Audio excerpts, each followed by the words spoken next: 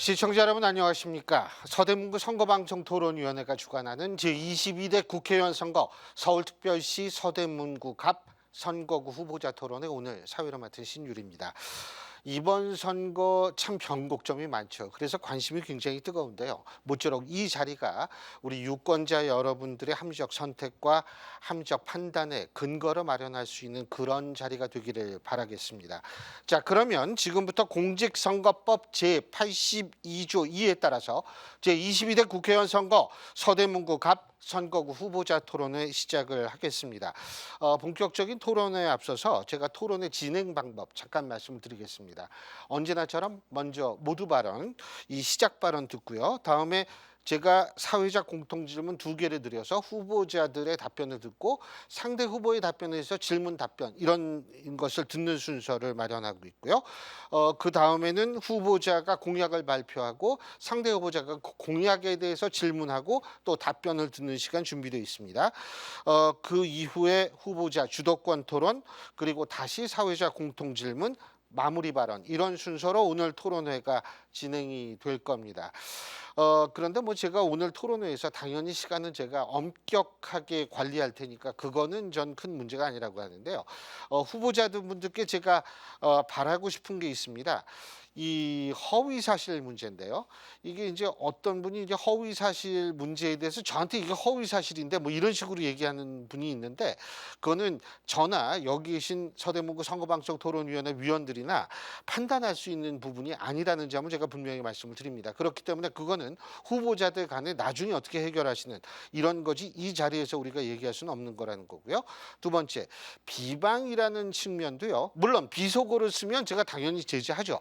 근데 이게 비속어를 여기서 쓰실 분은 아무도 없기 때문에 전 그런 이유는 없다고 보고 그리고 비방의 기준도 상당히 주관적이고 모호한 측면이 많아서 자칫 제가 개입을 하게 됐을 경우엔 편파성 논란이 불거질 수 있기 때문에 저는 여기 계신 후보자들의 양식에 맡긴다는 점을 분명히 말씀을 드립니다. 그리고 그 양식이라는 게 또 유권자들 입장에서는 중요한 후보자 선택의 기준도 될 수 있으니까요. 뭐 두 분이 잘 아시겠지만 제가 좀 부탁을 드리겠고요.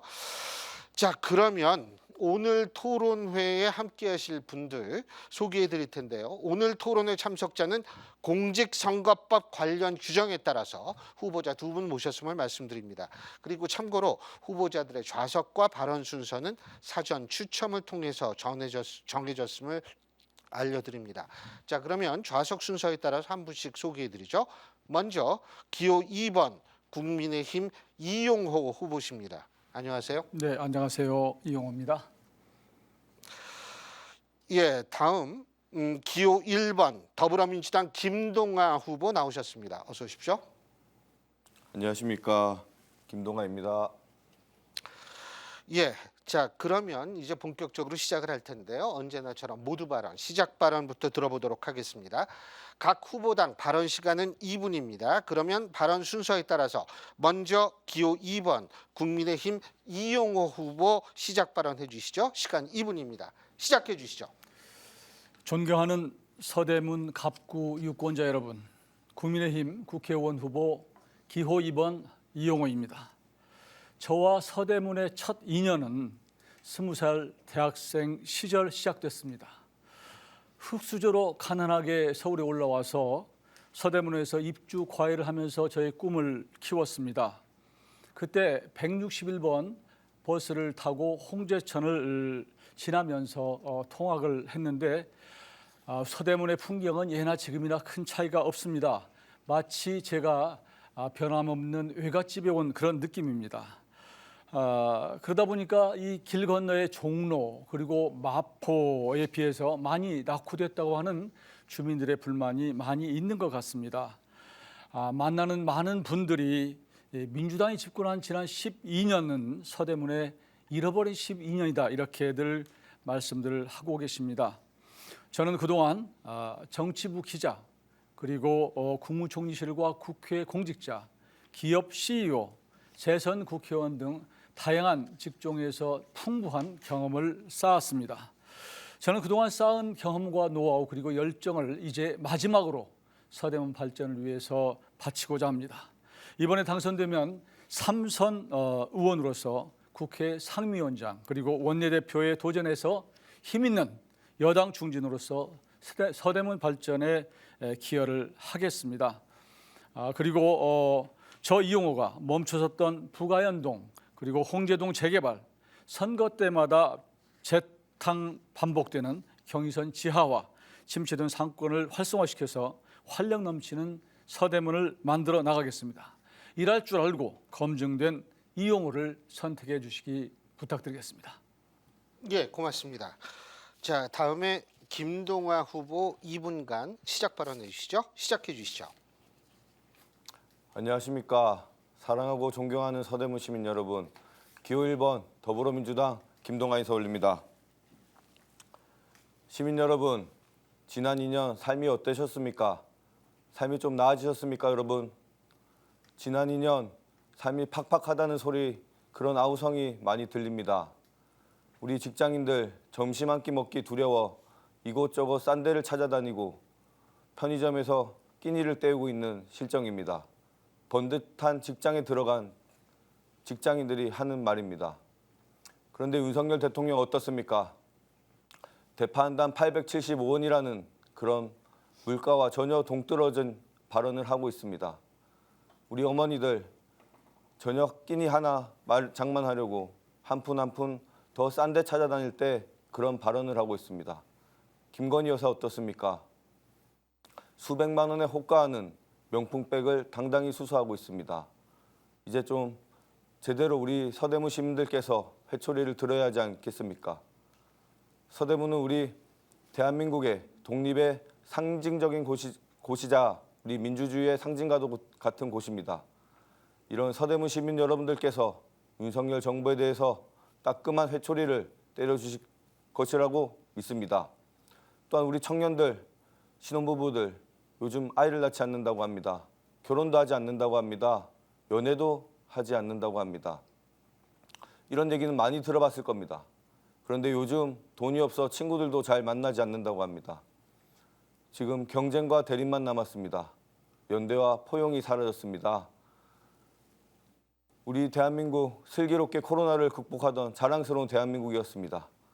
이제 여러분들께서 저 김동하를 찍어주신다면 윤석열 정부에 대해서 제대로 회초리를 시간 내려주실 다 것입니다. 됐습니다. 자, 그러면 이제 사회자 공통 질문 들어가겠습니다.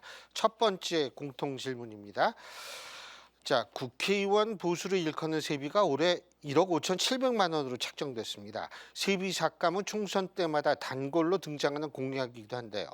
의정 활동을 위해 충분한 보장이 필요하다라는 의견도 있습니다. 하지만 국민 눈높이를 고려해서 대폭 삭감할 필요가 있다는 의견도 있습니다. 여기에 대해서 각자의 의견을 말씀해 주시죠. 자, 그러면 발언 순서에 따라서 먼저 김동하 후보 답변해 주시는데 시간은 2분입니다. 시작해 주시죠. 예, 저는 세비 삭감이 국회에서 충분히 논의될 수 있는 주제라고 생각합니다. 다만 저는 세비가 얼마가 됐든 그 세비를 받기 위해서 국회의원을 도전하는 것이 아니기 때문에 세비가 얼마가 되었든 제대로 일 잘하고 열심히 한다는 평가를 받고 싶습니다. 다만 저는 정치인들이나 위정자들이 이런 선거 때나 앞두고 세비 삭감이라는 국면 전환용 카드를 꺼내는 게 아닌가 그런 걱정입니다. 세비 삭감에 대해서는 수십 년간 국회의원들이 얘기를 해왔지만 실제로 이루어진 것은 단 한 건도 없습니다. 바로 정치 불신을 조장하고 상대방과 차별하기 위해서 이런 주제를 꺼낸 것이라고 저는 생각합니다. 세비 삭감만의 문제가 아닙니다. 전반적인 정치 개혁이 필요하다고 저는 생각합니다. 다른 것보다도 세비와 관련해서는 국회의원 스스로가 그 자신들의 월급을 정하는 이 구조 자체가 바뀌어야 된다고 생각합니다. 다만 이런 한 건 한 건의 정치 개혁이 아니라 여당과 야당이 같이 논의하면서 우리 대한민국의 정치 개혁에 대해서 앞장서야 된다고 생각합니다. 또 나아가서는 저는 세비 관련해서는 더 나아가서 이제 국회의원들께서 개별적으로 의정 활동에 대한 평가를 받고 그 평가에 따라서 세비가 책정되는 구조를 만들면 어떨까 이런 생각입니다. 국회의원이 되고 나서는 사실 우리 민생과 정말 입법 활동을 나몰라 하는 국회의원 분들도 많이 계십니다. 이런 분들에 대해서는 과감하게 세비를 삭감하고 오히려 열심히 활동하고 전국적으로 활동하시는 분들에 대해서는 충분한 세비가 또 보장되어야 될 필요가 있다. 그렇게 생각합니다. 네, 이상입니다. 예, 고맙습니다. 자, 이용호 후보 2분간 답변해 주시죠. 세비 삭감에 대한 국민적인 여론 이것은 취지에 저도 동의를 합니다. 국민의 감정과 국민의 눈높이라고 하는 게 매우 중요하다고 생각하고요. 근데 원래 세비는 장관과 차관급 사이에 이게 책정이 되어 있는데 이게 전 세계적인 공통적인 것입니다. 그래서 기본적으로 우리 국민들이 원하는 것은 국회가 좀 일을 더 잘하라라고 하는 그런 어떤 질책이라고 생각을 하고요. 그런 측면에서 국회가 어떻게 더 생산적으로 좀 더 싸우지 않고 일하는 국회로 바꿀 것인가 하는 부분도 매우 중요하다고 생각합니다. 그렇지만 지금 있는 세비가 많다고 하는 여론도 결코 가볍게 여길 수가 없기 때문에 이런 부분에 대한 국회의원들의 어떤 고민이나 성찰이 필요하다고 생각을 하고요. 그런 차원에서 좀 더 개선할 필요는 있다고 생각합니다. 회의에 참석하거나 참석하지 않는 경우에 좀 세비를 깎는 데거나 하는 여러 가지 방법도 있을 것이고요. 그런데 지금까지 국민들의 이런 여론에 상관없이 이 세비를 깎기가 굉장히 어렵습니다. 왜냐하면 국회의원들이 모두 동의하지 않으면 이게 현실적으로 쉽지가 않고 또 국회의원이 의정 활동하는데 현실적으로 많은 비용이 들어가는 것도 사실이고 또 국회의원들이 다 경제적 능력 있는 사람이 아닌 경우가 많습니다. 이런 사람들이 만약 세비를 너무 터무니없이 깎아놓으면 또 부정이나 부패에 또 자꾸 쉽게 현혹될 가능성이 있기 때문에 여러 가지 다양한 측면을 고려할 필요가 있다 이렇게 생각을 하고요. 저는 개인적으로는 이 돈 쓰지 않는 정치가 필요하다고 생각합니다. 그리고 또 툭하면은 무슨 뭐 출판기념회를 통해서 수금하는 일이 있는데 저는 이런 차원에서 저는 출판기념회도 하지 않았습니다. 좀 더 이런 문제는 더 여야가 숙고해서 방법을 내야 된다고 생각을 합니다. 예, 고맙습니다. 자, 이 상대 후보의 답변 내용 들으셨을 텐데요. 그 답변에 대해서 내용에 대해서 질문해 주시는데 먼저 김동완 후보 질문해 주시죠. 예, 질문 드리겠습니다. 30초입니다. 예. 세비 삭감의 문제도 결국은 정치개혁의 문제라고 생각합니다. 우리 이용호 후보님께서는 재선하시는 과정에서 정치개혁에 대해서 어떤 역할을 하셨는지 묻고 싶고요. 특히나 정치개혁 부분에서 소수정당에 대한 배려도 있습니다. 그런데 저는 오늘 토론회에 이경선 후보님께서 참석하는 것에 대해서 동의를 하셨는데 그 반대하신 이유가 무엇인지 왜 그 반대를 하고 두려워한 게 예. 있으신지가 제 예, 질문입니다. 시간 다 됐습니다. 자, 이용호 후보 답변해 주시는데 시간 2분입니다. 시작해 주시죠. 저는 정치개혁의 요체는 어떻게 국민들을 위한 정치를 할 것인가 하는 부분이에요. 그러니까 정당이나 정당 대표나 국회의원들이 자기 자신의 입장만을 생각하는 것이 아니라 국민들이 무엇을 원하는가를 더 생각해야 된다고 생각합니다. 그런데 요즘의 정치권, 특히 민주당 같은 경우는 이재명 당대표의 입장만을 방탄하고 또 엄호하고 호위하는 이런 정치를 해왔습니다. 지난 2년 동안요. 이런 측면에서 정치개혁을 구두선처럼 얘기할 것이 아니라 현장의 정치에서 어떻게 의원으로서 헌법기관으로서 당당하게 자신의 소신과 양심에 따라서 하는 것이냐 이게 더 중요하다고 생각해요. 그러니까 원래 국회의원은 양심에 따라서 국민을 대표해서 의정활동을 하게 돼 있는데 그런 의원 찾아보기가 쉽지 않습니다. 저는 솔직히 그동안 재선 의원을 하면서 제 양심과 소신에 꺼리낌 없이 해왔습니다. 야당에 이제 무소속에 있을 때나 또 야당에 있을 때나 저는 국민을 먼저 생각을 했다고 저는 자부를 하고요. 저는 2년 전에 국민의힘에 와서도 쓴소리를 많이 한 사람입니다. 그런 차원에서 그냥 제도적인 정책 개혁이라는 것이 보여주기는 좋지만 내실 있는 것은 아니다. 그런 차원에서 더 국회의원 한 사람 한 사람이 어떻게 자기 소신에 따라서 정말로 겸허하게 국민의 목소리를 경청하고 할 것이냐 이 부분이라고 저는 생각합니다. 그런 차원에서 우리가 좀 더 되돌아봐야 된다고 생각하고요. 툭하면 정치 개혁을 마치 무슨 국민들을 생각하는 것처럼 얘기하는데 그러면서 뒤로는 자기들의 이익만을 챙기는 이런 것은 타파된다고 생각합니다. 이경선 후보 이 부분은 언급할 필요조차도 없는데 왜냐하면 이거 선거, 법정 선거 토론회인데 이것은 그런 규정이 돼 있습니다. 그런 규정이 돼에 맞지 않는 후보가 나오는 것은 적절치 않고 그 후보는 국민의힘을 탈당한 후보입니다. 이걸로 답변을 하겠습니다. 예, 고맙습니다. 자, 그러면 이제 이용호 후보께서 김동완 후보께 30초간 질문하실 수 있습니다. 질문해 주시죠. 정치 개혁을 말씀하셨는데요. 저는 이재명 대표께서 지난번 대선 때 불체포 특권을 포기하겠다 이렇게 얘기를 했어요. 그런데 막상 본인의 문제가 되니까 마치 이제 체포동의안이 통과될 것 같으니까 의원들에게 이걸 막아달라, 반대해달라 이렇게 얘기를 했는데 이런 특권 내놓기 차원, 조금 전에 말씀하신 정치개혁 차원에서 이 부분을 어떻게 생각하시는지 예. 한번 답변 바랍니다. 답변 2분간 해주시죠. 말씀드리겠습니다. 저는 검찰총장이 대통령이 된다고 해서 이렇게 우리나라가 무너지고 검찰 권력을 사유할 줄은 아마 국민 여러분들께서도 많이 상상을 못했을 것이라고 생각합니다. 여기 계신 이용호 후보님께서도 이 정도일 줄은 상상하지 못했지 않았을까 그런 생각입니다.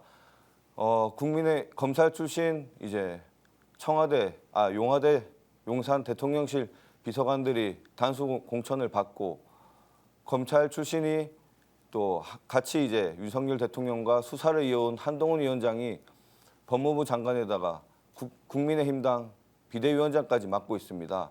이런 검찰 독재 국가가 진행되는 상황에서 당연히 우리 민주주의가 제대로 작동하고 있는 상황에서 제안했던 공약들을 수정할 수 있다라고 저는 생각합니다.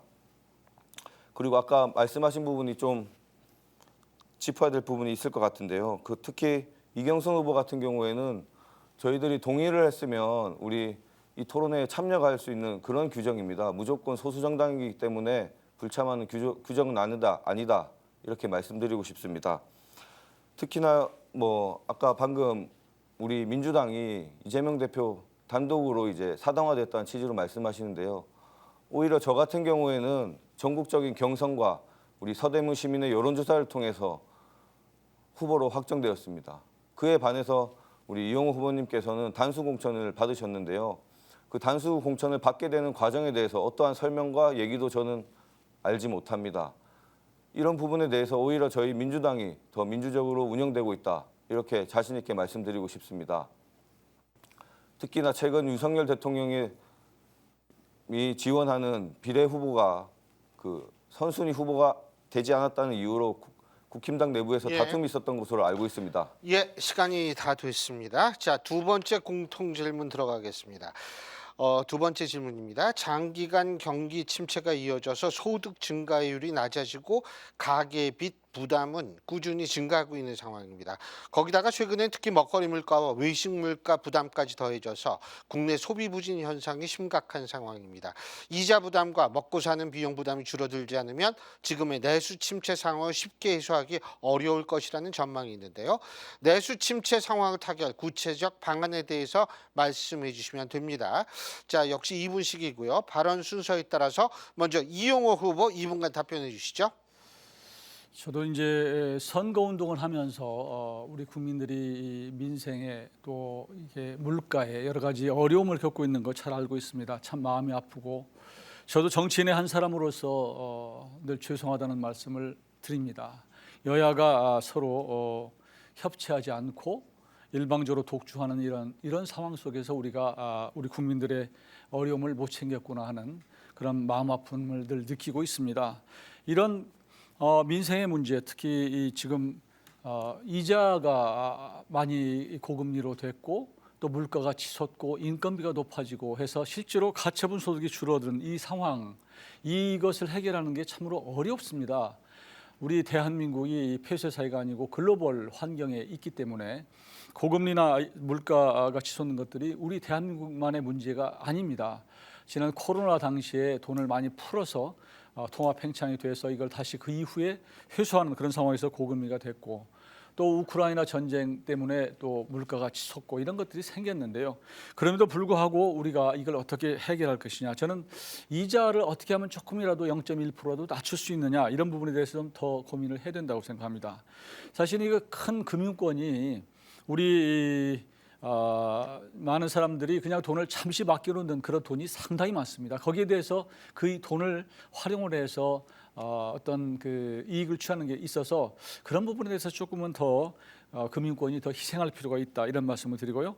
또 한 가지는 이 물가인데요. 특히 농산물 물가는 때로는 뭐 갑자기 수요가 탄력적이지 못해서 비탄력적이기 때문에 이게 물가가 치솟는 일이 생기는데 농수산물을 특히 좀 더 관리를 할 필요가 있고 그래서 정부에서도 물가 안정자금을 1,500억을 지금 긴급 투입해서 그런데도 지금 조금씩 잡고 있는데요. 이 부분은 영원한 숙제라고 생각합니다. 예, 고맙습니다. 자, 김동화 후보 2분간 답변해 주시죠. 예, 답변 드리겠습니다.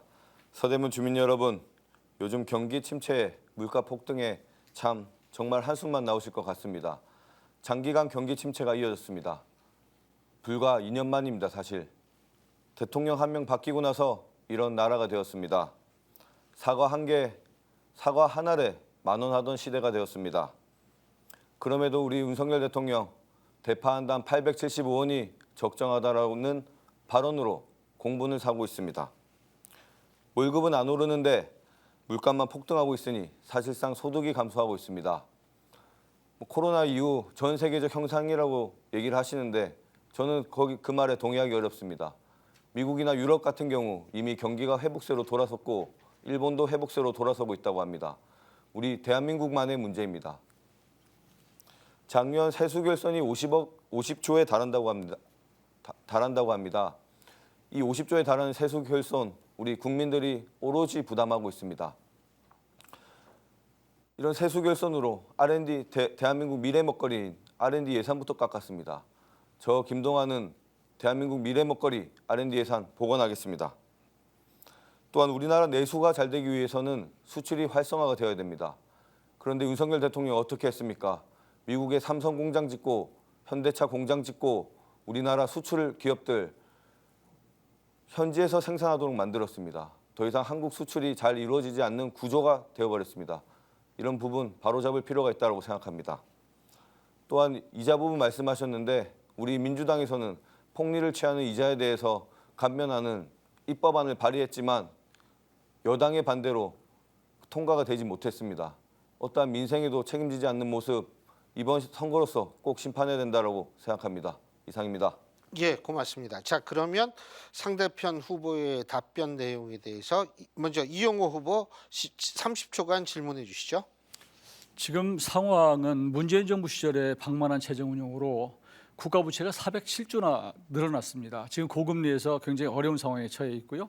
또 부동산을 폭등시켰습니다. 문재인 정부 때. 그게 지금 후유증이 오고 있다고 생각을 합니다. 이런 부분을 좀 감안하시고요.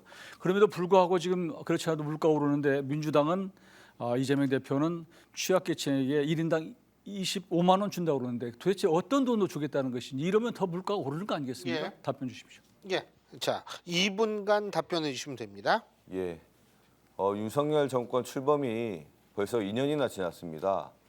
그런데 그 지난 정부인 문재인 정부를 탓하는 것 자체를 저는 좀 개탄하지 않을 수 없습니다. 또한 우리 이용호 후보님께서 지난 남원 임실 순창에 출마하실 때 문재인 대통령을 위해 필요한 사람이라고 스스로 밝히고 문재인 대통령 성공을 위해 노력하겠다는 취지로 말씀하신 것으로 알고 있습니다.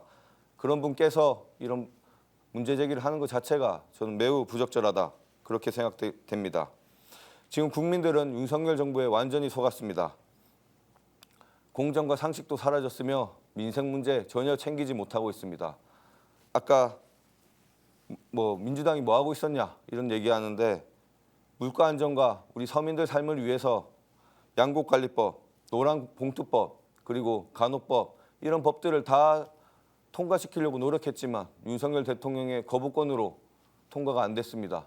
최근 기사를 보니 윤석열 대통령 이제 간호법 통과시키겠다라고 그런 취지로 얘기를 하고 있다고 합니다. 죄다 정쟁 의도로 거부권을 행사해 놓고 이제 와서 그 탓을 야당에 돌리는 것은 매우 부적절하다. 저는 그렇게 생각합니다. 특히나 윤석열 대통령 요즘 최근 지역 순방 다니면서 내세운 공약들 그 공약들 금액만 합하면 약 1,000조가량 됩니다. 그 돈은 도대체 어디서 나오는지 다 빚으로 만드는 건지 아니면 우리 또 서민들 주머니 호주머니에서 나오는 건지 묻지 않을 수 없습니다. 그리고 국가 부채 문제 말씀드립니다. 우리나라 지난 코로나 위기 그 긴급한 위기 전 세계적으로 가장 잘 성공적으로 방어했다라고 평가를 받고 있습니다. 그런데 지금 위기는 어떻습니까? 전 세계에서 예. 가장 못하고 있습니다. 이상입니다. 예, 고맙습니다. 자, 그러면 김동완 후보께서 이제 이용호 후보께 30초간 질문해 주시죠. 예, 이용 후보님 질문 드리겠습니다. 윤석열 대통령이 되고 나서 경기 침체가 지금 본격화됐습니다. 수출도 계속 감소하고 있습니다. 2022년 10월부터 12개월 동안 적자라는 대대적인 기록도 기록하게 됐습니다. 또 큰 흑자국이었던 중국과의 관계도 악화돼서 계속 적자를 기록하는 중으로 알고 있습니다. 이런 상황에서 우리 예. 도대체 어떻게 해야 이 타개를 할 수 있는지 질문드립니다. 예, 시간 됐습니다. 2분간 답변해 주시죠. 이용호 후보. 우선 저는 민주당이 좀 반성할 필요가 있다고 생각합니다. 이런 국가 우리 경제, 외교의 문제, 민생의 문제 이런 것은 여야가 좀 같이 머리를 맞대고 우리 국민들을 생각해서 서로 노력해야 되는데 사실 지난 2년 동안을 뒤집어 보면 민주당이 대선 이후에 우리 국민의힘에 그리고 윤석열 정부에 협조한 게 하나도 없습니다. 되자마자 제일 먼저 들고 나왔던 것이 검수완박이었습니다. 검찰을 무력화해서 이재명 대표의 사법 리스크를 회피해보자 이런 것으로 시작했고 그 외에도 수많은 예를 들어서 탄핵과 일방적인 법안 통과 이런 것들로 계속됐기 때문에 사실 지난 2년 동안 윤석열 정부는 제대로 할 일을 못했다 이렇게 말씀드리지 않을 수 없습니다. 그럼에도 불구하고 개혁 과제는 착실히 했습니다. 예를 들면 민노총 개혁, 지난번에 물류 대란 당시에 물류 회사를 하는 사람을 어떤 사장을 물류 회사를 못하게 만들기 위해서 그 방해했던 물류 노조들을 정리를 했고 그 이외에 건설 노조도 마찬가지고요. 그리고 또 그 민노총과 한노총의 회계 그 불투명한 그 1,000억 가까이 된 그런 노조 자금을 마음대로 쓰는 그런 것들을 바로 잡았습니다. 이번에 지금 의료 개혁 문제도 같이 큰 차원에서 개혁을 하고 있는 것이고요. 또 이 경기 문제는 제 글로벌 사회에서 우리만 따로 갈 수가 없다라는 말씀을 다시 한번 드리고 중국의 서로 이게 흑자와 뭐 적자 이런 문제는 중국 경기가 매우 침체되어 있습니다. 그동안 부동산 경기가 굉장히 올랐다가 요즘에 어려운 그런 측면도 있는 것이고요. 그래서 지금 말씀하신 것처럼 우리 정부가 제대로 일할 수 있도록 좀 협조 좀 해달라. 그걸 못해서 이번 총선에서 좀 우리 당이 일할 수 있도록 좀 많이 지지해달라 이렇게 요청을 드립니다. 예, 고맙습니다. 자, 이제 이번 순서는 후보자들의 공약을 듣고 상대 후보가 질문하고 답변하고 또 질문하고 답변하는 이런 순서인데요. 자, 이 공약 발표 시간은 2분입니다. 먼저 발언 순서에 따라서 김동완 후보 공약 발표해 주시죠. 시간 2분입니다. 시작해 주시죠. 예, 지역 공약 말씀드리겠습니다. 우리 서대문 같은 경우 낙후된 곳이 많습니다. 부가연 1, 2구역과 충현동, 아현동, 연희동 등 재개발을 신속히 추진하겠습니다. 제가 재개발을 하던 과정을 쭉 지켜봤었는데요.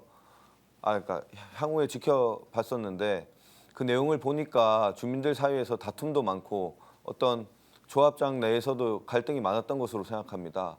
단순히 국회의원이 돼서 이것은 민간인들의 문제라고 치부하는 게 아니라 그들 사이에서 잘 화합하고 또 합리적인 방안을 마련할 수 있도록 최대한 협조하도록 할 생각입니다.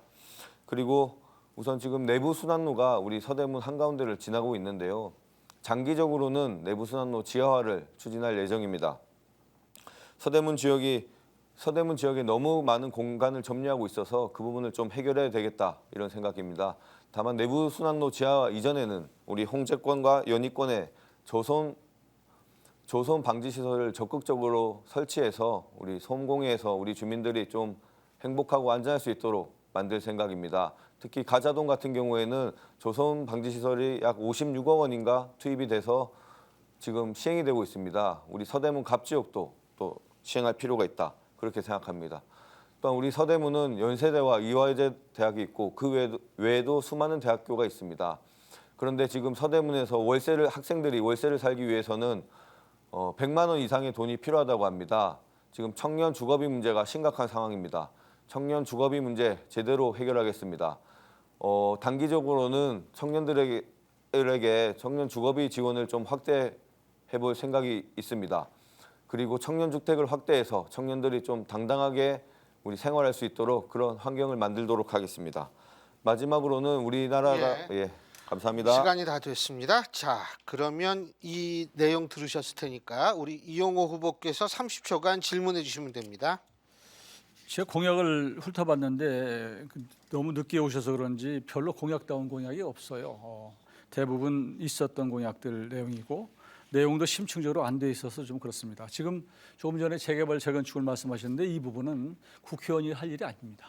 그리고 또 한 가지, 만일 민주당 국회의원이 되면 구청장과 서로 갈등이 빚어져서 이거 굉장히 어렵다고 생각합니다. 내부 순환로 말씀하셨는데 어떤 재원 가지고 할 것인지 말씀해 주세요. 말씀드리겠습니다. 말씀드리겠습니다. 재개발 재건축 국회의원이 할 일이 아니다라는 이용호 의원님 발언이 있었습니다. 그런데 왜 이용호 의원님께서는 그런 공약을 하셨습니까? 제가 설명드린 것처럼 국회의원이 단순히 법률상 권한이 없는 것은 맞습니다. 다만 국회의원으로서 서울시도 설득하고 구청장도 설득하고 또 정부에서 지원해 줄 수 있는 것도 지원할 수 있으며 제가 아까 말씀드렸듯이 주민들 사이에서 이해관계를 충분히 조정할 수 있는 역할이 있다. 그렇게 생각합니다. 또한 이성원 구청장님께서 민주당이 됐다라고 해서 우리 재개발을 안 시켜주겠다. 이런 구청장이라고 저는 감히 생각지도 않습니다. 이용우 후보님께서는 만약에 민주당 사람이 국회의원이 되면 우리 이성원 구청장님께서는 재개발 재건축에 도움을 주지 않겠다는 의도인 말씀이신지 저는 의문이 있지 않을 수 없습니다. 또한 내부순환로 지하 같은 경우에는 큰 재원이 필요합니다. 지금 제가 조사한 바에 따르면 서울시 서울연구원 추산으로는 약 6조 8천억 원 가량이 든다고 합니다. 제가 서두에 말씀드렸다시피 내부순환로 지하 같은 경우에는 제가 장기적인 과제로 가져가겠다 이런 말씀을 먼저 드렸고요. 현재 당장으로서는 소음 방지 시설을 확대해서 우리 주민들이 소음에서 좀 자유로웠으면 좋겠다 그런 말씀을 드립니다. 네, 이상입니다. 고맙습니다. 자, 이용호 후보 추가적으로 30초간 질문해 주시죠. 제가 재개발 재건축을 반대하는 것이 아니라 재개발 재건축은 사실은 국회의원은 뒷받침하는 역할을 한다는 뜻이고요. 제가 그쪽 지역을 여러 번 둘러보고 했는데 반드시 해야 되는 그런 사안이라고 생각해서 구청장님과 적극적으로 소통해서 하겠다는 말씀을 드리는 것이고요. 내부순환로 이것은 도대체 이 지금 균형 재정을 해야 되는 이런 상황에서 어떤 돈 가지고 장기적으로 하겠다는 것인지 구체적인 좀 대안을 알겠습니다. 내놓으십시오. 자, 우리 김동아 후보 2분간 답변해 주십시오. 얼마 전에 철도지하법이 통과되었습니다. 철도지하법 같은 경우에는 제가 알기로는 국가 예산이 들어간다고 생각합니다. 지금 윤석열 대통령께서 각 지역을 돌아다니면서 하시는 말씀을 공약들을 다 추산을 해보면 약 1,000조 원 가량이 된다고 합니다. 그 1,000조 원 중에 6조 8천억 원 정도 되는 돈이 저는 큰 돈은 아니라고 생각합니다. 이 액수 자체는 크지만 충분히 이 내부순환로를 지하함으로 인해서 우리 서대문이 발전하고 하는 가치에 비해서는 저는 충분히 재정이 투입될 수 있는 부분이다. 이렇게 말씀드리고 싶습니다. 그리고 구청장님과의 적극적인 소통을 말씀하셨는데요. 최근 저를 고발하신다고까지 하셨는데 이성원 구청장님 아들을 국회의원 비서관으로 채용하신 거 아닙니까? 그게 지금 구청장님과 소통을 하기 위한 것인지 아니면 이런 특혜 채용 의혹에 대해서 저를 어떤 이유로 고발을 했는지 의문이 있지 않을 수 없고요. 연세대 출신이라고 하셨는데 제가 듣는 얘기로는 우리 서대문에 있는 연세대가 아니라 저기 원주에 있는 연세대 출신이라는 얘기가 있습니다. 저는 전혀 좀 납득이 안 되는 답변이었다 그렇게 생각되고요.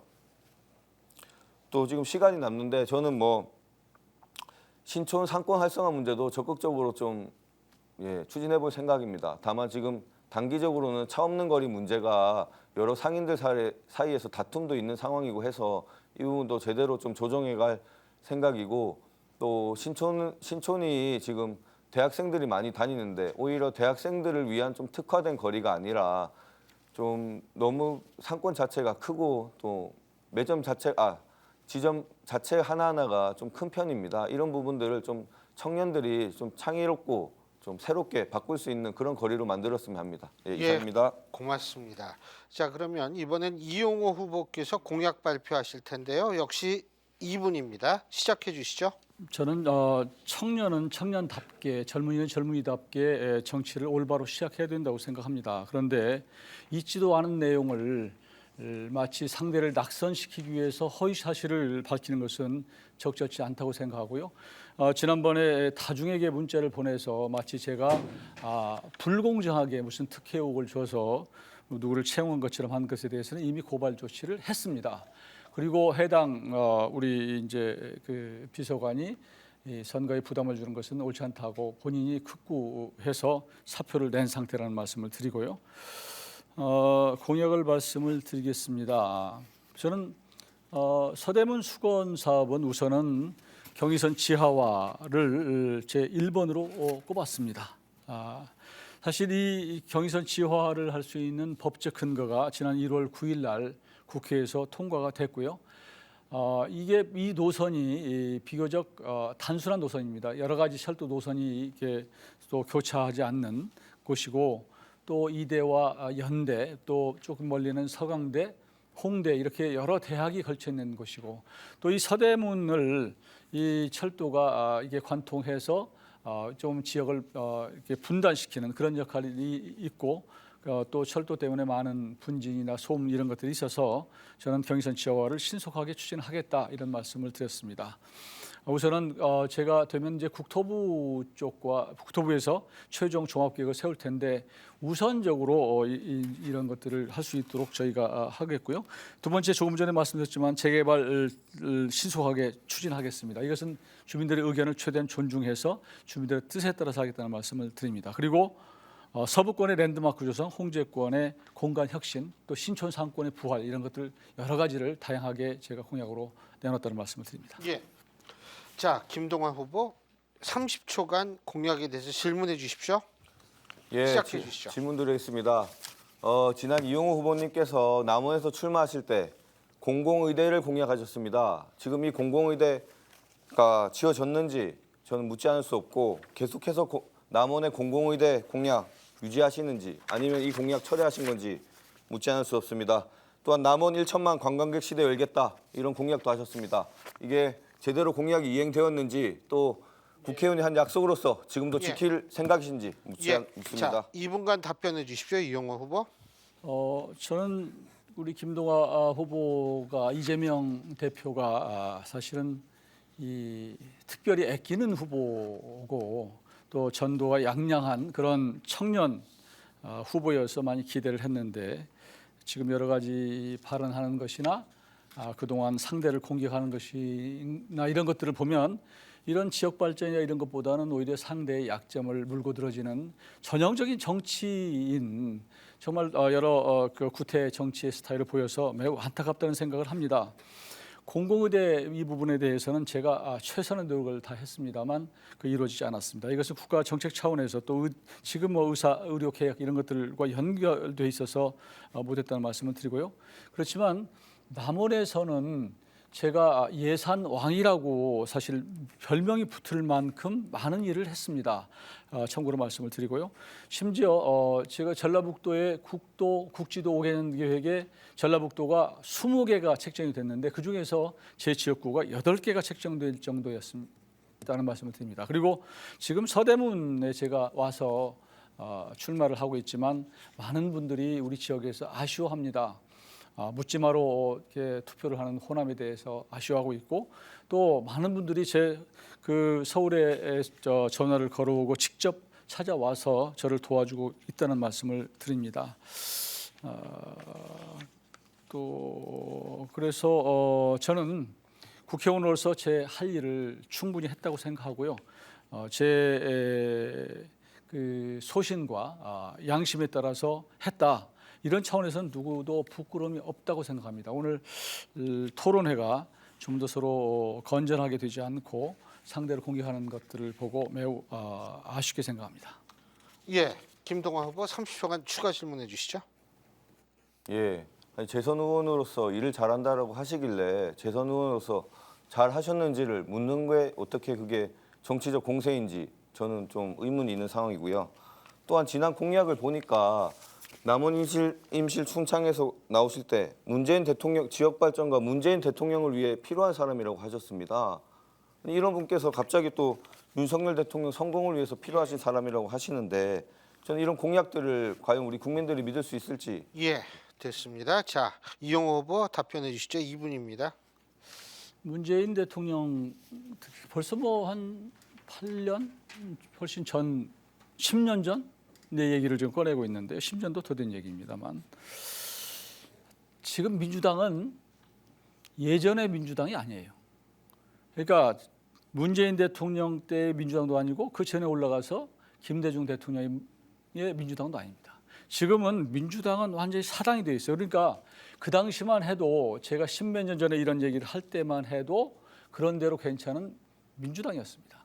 지금의 민주당의 기준을 놓고 또 이재명 대표가 낙하산처럼 내려보낸 우리 김동완 후보가 할 얘기는 아니다, 이런 말씀을 드리는 것이고요. 제 이런 탓을 하기 전에 도대체 평택에서 예비 후보까지 등록했다가 왜 서대문에 갑자기 날아오게 된 배경, 저는 이해를 할 수가 없습니다. 서대문에 여러 후보가 뛰고 있었어요. 청년에 아주 적절하고 또 청년의 전문성을 갖고 있고 연대 출신인 사람, 또 우상호 의원이 나름대로는 이 정도면 괜찮겠다고 한 사람이 있었어요. 서대문 전문가가. 그럼에도 불구하고 왜 대장동 변호사를 여기까지 떨어뜨렸을까? 이 부분에 대해서 우리 서대문이 매우 서대문 우리 주민들이 의아해합니다, 사실은. 그리고 더구나 이 경선 과정에서 전국 뭐 무슨 투표를 해서 됐다고 그러는데 한번 떨어진 그 경선에서 그런 분 아닙니까? 일단 한번 떨어진 분을 다시 위에서 올려서 결과적으로는 내보냈는데 그분이 우리 대장동 변호사인 김동완 변호사다, 후보다, 이렇게 말씀을 드릴 수밖에 없고, 지금 정말로 준비되지 않고 본인의 어떤 비전을 얘기하기보다는 자꾸 정치한 그 여러 가지 얘기를 오래전 10여 년, 20년 전 얘기를 꺼내서 하는 것은 우리 주민들이 보기에 적절치 않지 않을까, 저는 그렇게 말씀을 드립니다. 예, 고맙습니다. 자, 이제 주도권 토론 순서입니다. 이 주도권 토론 뭐 각 후보자가 5분 동안 주도권을 가지고 토론을 주재하는 건데요. 그런데 제가 여기에서 한 가지 좀 부탁드리겠습니다. 주도권을 가진 후보자는 1분 이내의 발언, 제가 이 타이머 대신에 이걸로 제가 재는데요. 1분 이내로 발언을 해주셔야 됩니다. 이렇게 한 이유가 있어요. 이게 뭐냐면 이거 하다 보면 어떤 분은 5분 주어주면 4분 30초 본인 얘기합니다. 그리고 30초간 상대방한테 얘기를 하고 이런 현상이 벌어지기 때문에 주도권을 가진 후보자는 발언을 1분 이내로 해주십사고 제가 말씀을 드리는 거고요. 그러면 상대 후보는 어느 정도 얘기하느냐? 상대 후보는요, 주도권을 가진 후보자가 얼마든지 발언을 통제하고 끊을 수 있습니다. 하지만 한 두 마디 했는데 끊으면 이건 예의가 아니겠죠. 그러니까 그런 측면, 그런 예의를 잘 지켜가지고 운영을 해주시면 됩니다. 자, 주도권 토론의 주제가 있습니다. 주도권 토론의 주제는 서대문구의 치안 및 사회 안전 실태입니다. 각 후보당 주도권 토론 시간 5분입니다. 자, 그럼 순서에 따라서 이용호 후보 주도권 토론 시작해 주시죠. 5분입니다. 예, 2022년 기준 서울시의 25개 구 중 서대문구의 살인, 강도, 강간 폭력, 절도 등 5대 폭력 범죄 발생 숫자, 순위, 이게 어떻게 되는지 아십니까? 서대문이 어느 정도 위치에 있는지. 저는 지금 이 퀴즈 시간이 아니라고 생각했는데 좀 제대로 말씀을 해주시죠. 지금 전혀 준비가 안 되고 토론에 임했다는 것을 전형적으로 보여주는 모습인데요. 적어도 이 토론회의 주제가 이미 후보들에게 배정이 됐고, 그렇다 한다면 적어도 최소한의 자료는 챙겨보고 나왔은 것이 예의고 옳다고 생각하는데 준비가 안 된 후보다, 이걸 지금 보여주고 있는 것 같습니다. 제가 말씀드리겠습니다. 알겠습니다. 서울 25개 구 중에 서대문의 순위는 치안의 순위는 그러니까 범죄가 적은 순위입니다. 그러니까 23입니다. 그러니까 오히려 서대문은 굉장히 범죄가 적은 그런 구다. 주택가와 대학 위주로 형성된 지역. 그러다 보니까 특성상 5대 범죄가 비교적 적은 안전하고 살기 좋은 것이다. 그럼에도 대학생, 직장인 등 1인 생활자들이 많은 신촌 연희동 등은 안전에 대한 대책이 필요한데 예. 이 부분에 대한 대책 좀 생각해 보셨습니까? 신촌이나 이런 부분에 대해서는 대책을 많이 생각을 했습니다. 특히 신촌 같은 경우에는 이대도 있기 때문에 여성 안심 귀갓길 확대라든지 이런 부분에 대해서 저희가 구체적으로 연구하고 연구를 하고 지금 공약도 제시한 상태입니다. 어떤 연구를 했는지 모르겠는데 이미 서대문 구청에서 지난 22년 10월 범죄 없는 여성 안심마을 조성을 위한 서대문 안전지킴이 발대식을 했고요. 심야 시간대에 여성, 청소년 등 안전 취약계층의 안심 귀가 지원을 하고 있습니다. 그걸 다시 연구하는지는 또 모르겠는데 확대하겠다는 말씀 드리는 겁니다. 그리고 이것 이외에도 추가로 제가 질문합니다. 추가로 여성이나 1인 생활자들을 위한 필요한 치안 대책 좀 또 생각해 보시겠습니까? 여성이나 있나요? 1인 치안을 위한 대책, 저희 주거 환경 개선이나 이런 부분에서 좀 고민해야 될 부분이라고 생각하고요. 지금 창문에 그 방호망 같은 걸 좀 설치하는 것도 생각하고 있고, 그분들의 이제 생필품이나 이런 분들도 이제 지원을 하면서 오히려 그분들과 지금 생활에서 어려움 겪고 있는 부분, 이런 부분을 좀 챙기면 어떨까 이런 생각입니다. 치안과 생필품이 무슨 관계가 있는지 모르겠는데 그런 걸 배달해 주면서 이제 그럼 그분들의 무슨- 지금 생활이나 이런 걸 알 수가 있는 거죠. 무슨 돈으로 어떤 걸 생필품을 배달한다는 것인지 저는 그게 국회의원이 할 일인지는 잘 모르겠는데요. 여러 가지 연구할 수 예. 있다고 생각합니다. 그런데 제가 생각하는 것은 좀 지능형 CCTV를 좀 확대할 필요가 있고, 제가 홍제 이동을 저녁에 자율방범대와 함께 돌았는데 거기가 굉장히 어두운 지역도 굉장히 많고 밤에 사실은 좀 우범 지역이 될 수 있는 그런 데가 있어서 많은 우리 사실은 좀 자율방범대에 대한 지원 이런 것도 필요하다고 생각합니다. 조금 너무 간식비가 적어서 이런 것들도 필요하고요. 조금 전에 말씀하셨지만 그 외에 좀 현실적으로 1인 여성 이런 데는 제대로 좀 안전할 수 있는 그런 것들을 좀 지원할 수 있는 것이 필요하다고 생각하고요. 또 그 서대문구의 1인 세대 비율이 얼마나 되신지 아십니까? 1인 세대 비율이 제일 많다라고는 알고 있는데 그 비율 수치 자체는 잘 모르겠습니다. 퀴즈입니까 이것도? 청년 대표로 오셨잖아요. 그리고 대부분 신촌이나 지금 서대문이 민주당에서는 청년 전략지구로 정한 것이 이제 1인 세대, 청년 세대가 많아서 그런 것으로 제가 알고 있는데 거기에 대한 기본적인 통계도 지금 숙지하지 못하고 있는 그런 모습을 보여주고 있습니다. 전국의 사실은 1인 가구의 수치는 전국으로 따지면은 한 35%입니다. 그런데 서대문 같은 경우는 한 45% 매우 높습니다. 1인 세대 기준으로. 신촌 같은 경우에는 1인 세대가 14,000세대 가운데 14,800세대 가운데 11,800세대로 무려 80%가 됩니다. 여기에 대한 20초 남았습니다. 특단의 대책을 좀 세울 필요가 있다고 생각하고요. 이 젊은 1인 생활자뿐만 아니라 고령층의 고독사나 이런 것들도 깊이 좀 생각할 필요가 있다. 그래서 치안을 위한 복지가 필요하다고 보는데 어떤 이런 치안 복지에 대해서 고독사에 대한 것에 대해서 좀 어떤 공약이 있는지요? 시간 다 됐습니다. 고독사에 대해서 당연히 막아야 됩니다. 다만 이거는 지역에서 어떠한 예산으로서 공략하는 것보다는 지역 주민이나 아니면 학생들 사이에 이런 커뮤니티를 좀 확장하는 방식으로 저는 이루어져야 된다고 생각합니다. 예, 시간이 다 됐고요. 자, 이제 김동아 후보께서 주도권을 가지고 토론할 시간입니다. 다시 한번 말씀드리지만 토론 주제 서대문구의 치안 및 사회안전 실태입니다. 자, 5분 시작해 주시죠. 발언 시간은 주도권 가진 사람은 1분, 그리고 상대 후보는 알아서 끊으시면 됩니다. 자, 시작해 주시죠. 5분입니다. 예, 청년 정치인 시작하는 저에게 저런 퀴즈 같은 질문을 하면서 얘기하는 건 저는 좀 부적절하다라고 생각되고, 참 어떤 수치가 어떤지 그런 걸 외우는 게 저는 정치가 아니라고 생각합니다. 정말 의지가 있고 제대로 일할 수 있느냐, 이런 부분이 더 중요한 부분이라고 생각합니다. 저도 이런 질문 안 하려고 했습니다. 근데 혹시 안심귀갓길 우리 서대문에 몇 개인지 아십니까?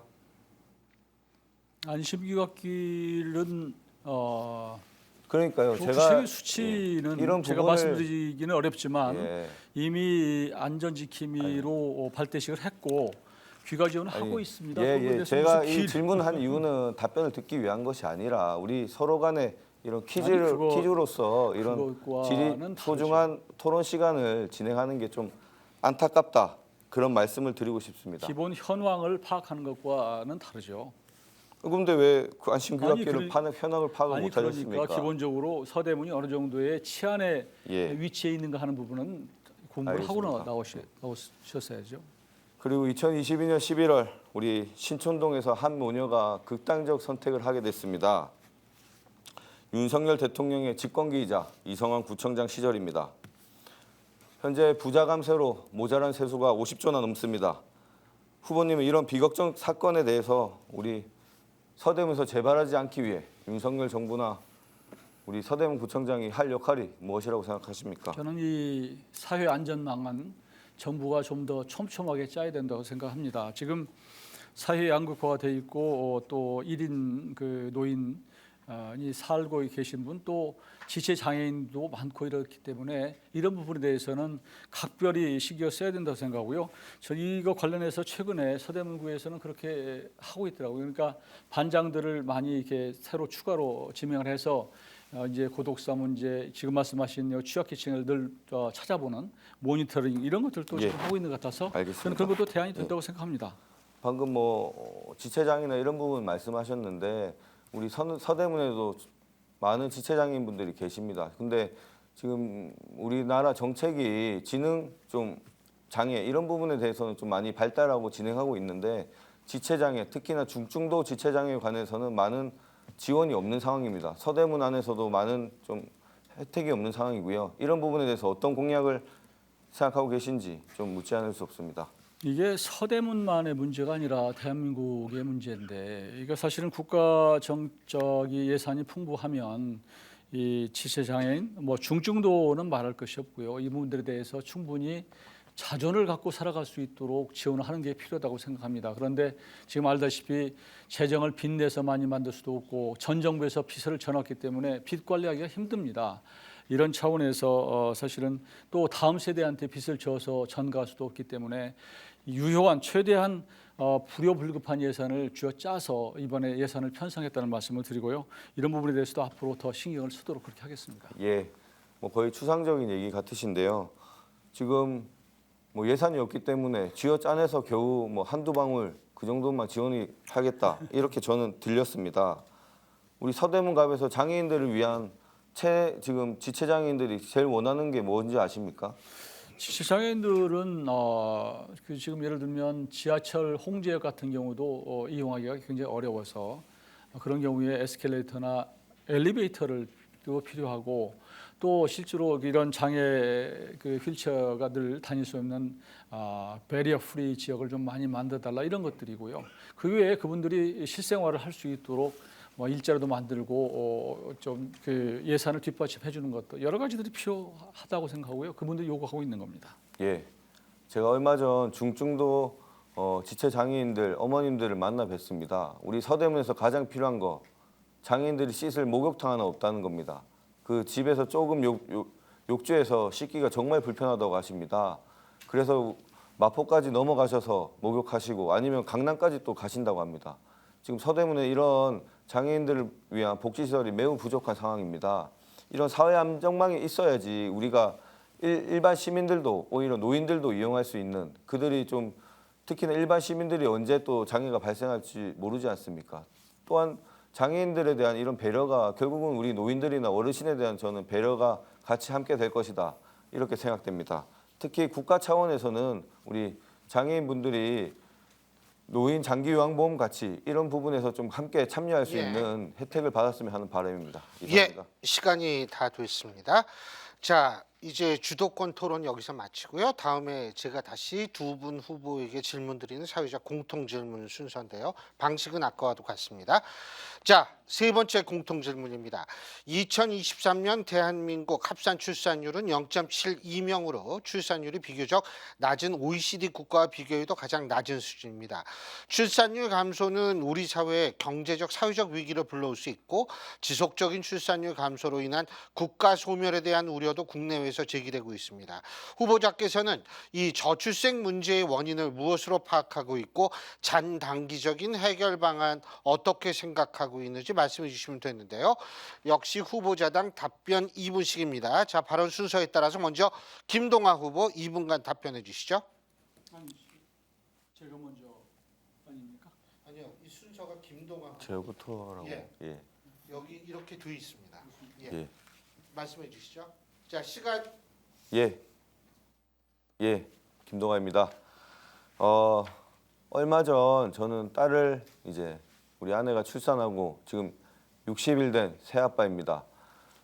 딸을 낳기 직전부터 직후까지 사실 저희 아내가 직장도 잘 다니지 못하고 저 역시 선거운동을 하느라고 지금 많은 부담을 지금 지고 있습니다.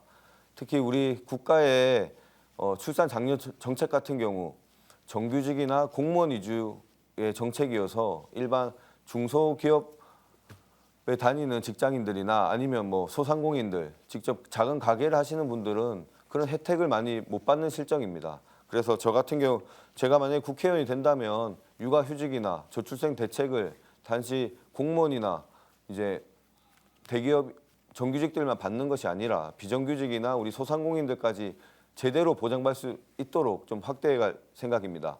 또한 지금 직장을 다니시는 분들의 가장 큰 문제가 육아를 누구에게 맡길 사람이 없다는 겁니다. 지금 어르신들도 많이 일자리를 찾아서 일을 하고 있는 상황이어서요. 그래서 주간에 보조해 주시는 분들에 대한 좀 적극적인 재정 지원이나 이런 부분이 필요하다라고 생각합니다. 이외에도 지금 산후조리에도 수백만 원에 호가하는 돈이 많이 필요합니다. 이런 산후조리원에 관해서는 좀 공공산후조리원이 확대되거나 민간 산후조리원이더라도 제대로 좀 지원해서 산후조리에 우리 가족들이 좀 비용이 많이 덜도록 좀 그런 정책을 추진해갈 생각입니다. 또한 아이 돌봄 서비스 같은 경우도 종일 확대할 필요가 있다고 생각되고 이렇게 확대를 돼야 우리 여성들과 또한 남성들 역시 제대로 일하면서 우리 육아를 할 수 있지 않을까 이렇게 생각합니다. 예, 시간이 다 됐고요. 자, 이용호 후보께서 2분간 답변해 주시죠. 예, 2006년부터 작년까지 정부가 저출생 대응 예산을 300조 가까이 투입을 했는데 출산율은 예산 투입이 무색하게 0.72로 하락을 했습니다. 특히 문재인 정부가 2017년부터 2022년까지 저출생 대응 예산을 24조 원에서 51조 7천억으로 2배 가까이 늘렸는데 출산율은 반비례하게 지금 떨어졌습니다. 떨어져서 1.17명대에서 0.78로 하락을 했는데요. 이게 사실 뭐 특정한 어떤 정부를 탓하기보다는 이게 현상이 굉장히 지금 우리가 처해 있는 환경이 어렵다. 이걸 보면 이런 돈을 투입해서 금전적 지원만으로 이 출생 문제가 해결될 수 있을까? 저는 의심스럽고요. 여러 사회 구조적 원인을 함께 풀어나가야 된다고 생각합니다.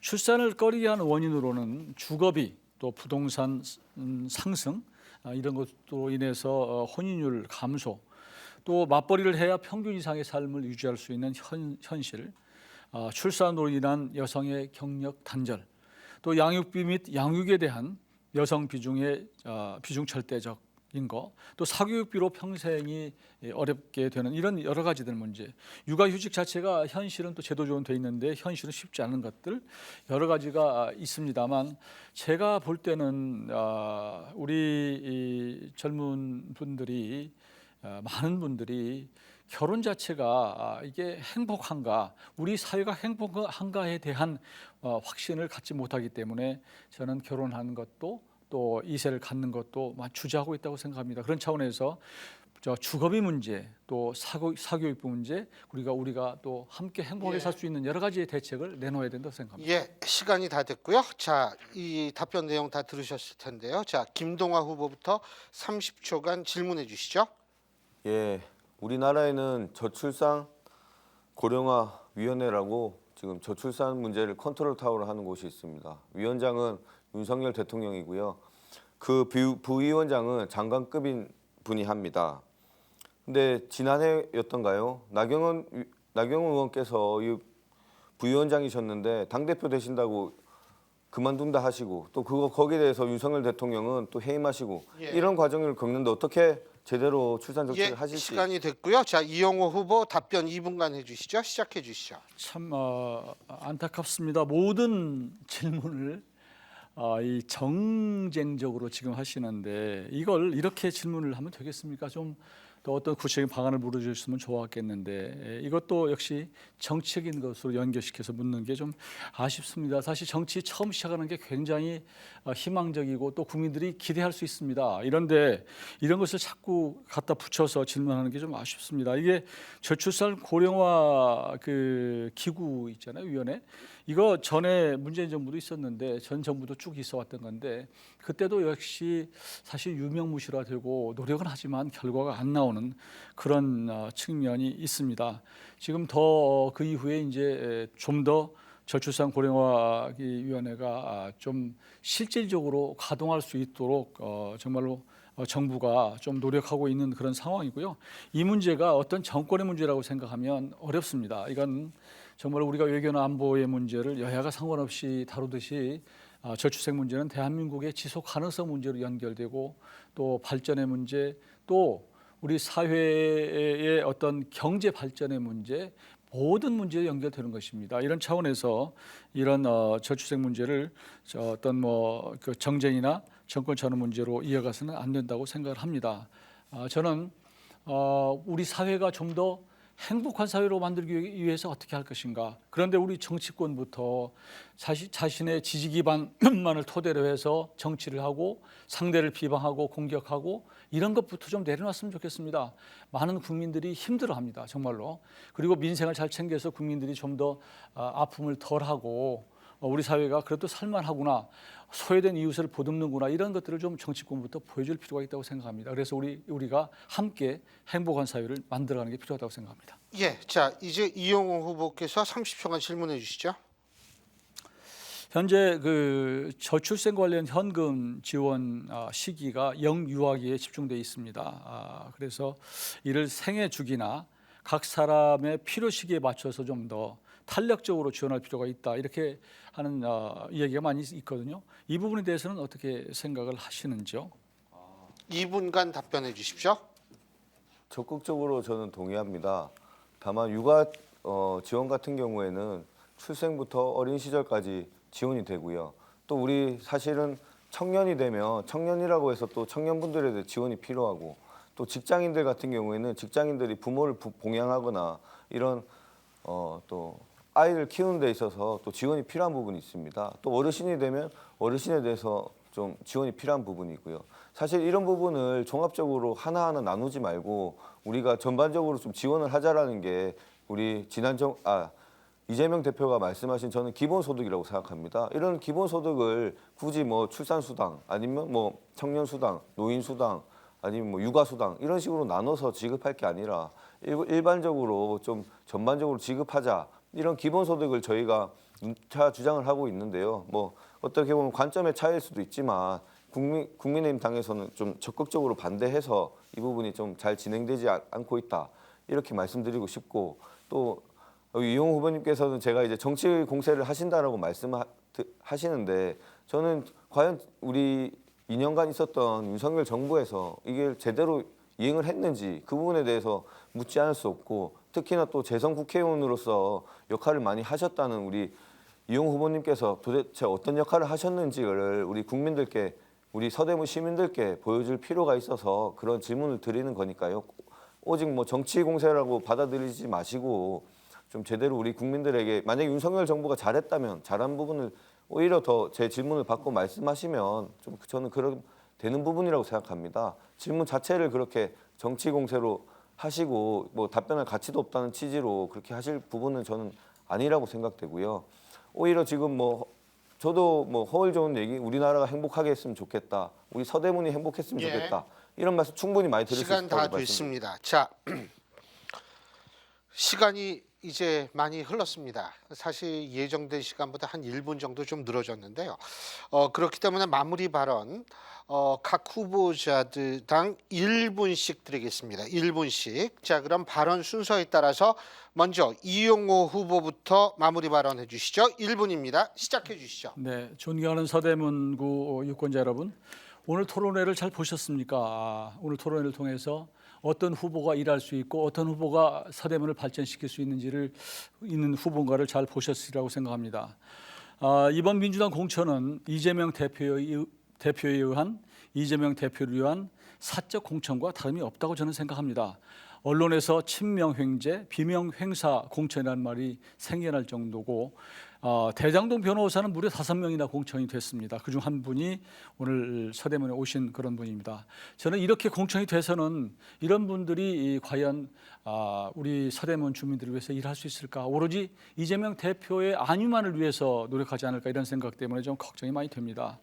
또 청년 후보지만 재산이 18억이 훨씬 넘더라고요. 그래서 이런 분이 과연 청년의 아픔을 알까, 서민의 아픔을 알까 이런 생각도 합니다. 앞으로 일할 수 있는 후보, 예. 검증의 후보 저 이용호를 선택해 주십시오. 시간 다 됐습니다. 자, 김동완 후보 마무리 발언해 주시죠. 역시 1분입니다. 존경하고 사랑하는 서대문 시민 여러분, 김동완입니다. 저는 만 37세이지만 저는 만 36세이지만 11년차 변호사입니다. 가난한 목수의 아들로 태어났습니다. 단칸방 월세에서 산 적도 있습니다. 연탄을 뗀 적도 있었습니다. 정말 열심히 공부해서 사법시험에 합격했습니다. 사법시험에 합격하고 어떠한 학연이나 지원 없이 대형 로펌에도 취업해서 돈을 벌었습니다. 한편으로는 우리 시민들과 소외된 이웃들을 위해 민변에 가입해서 민생경제위원으로 활동하며 여러 민생 정책을 챙겼습니다. 저의 젊음과 열정, 우리 서대문 발전과 대한민국 발전에 바치고 싶습니다. 능력이 있습니다. 소신이 있습니다. 그리고 젊습니다. 저 김동완가 우리 서대문에서 큰 정치를 할 수 있도록, 큰 거목이 될 수 있도록 이번에 좋은 선택해 주시길 부탁드립니다. 감사합니다. 김동완입니다. 예, 수고하셨습니다. 두 분 시간 맞추시느라고 힘드셨을 것 같은데 수고하셨고요. 이번 이 토론 여러분들 어떻게 보셨는지는 모르겠습니다만 제가 항상 드리는 말씀이 있습니다. 정치라는 건 추종의 대상이 아니라 내 이익을 중심으로 이용의 대상이라는 겁니다. 여러분들이 오늘 토론회 보시면서 실제로 내 이익을 중심으로 누가 더 적합한 후보인지 아마 판단하셨을 거라고 생각이 됩니다. 그렇게 판단하시는 것, 그것이 가장 여러분의 합리적 선택이라는 점 꼭 말씀드리고 싶습니다. 어쨌든 장시간 동안 시청해 주시느라고 시청해 주신 데 대해서 감사의 말씀드리고요. 자, 그러면 서대문구 선거방송토론위원회가 주관하는 서대문구 갑 선거구 국회의원 후보자 토론회 여기서 모두 마치겠습니다. 두 분 후보자들 수고하셨고요. 예, 장시간 동안 시청해 주셔서 고맙습니다. 감사합니다.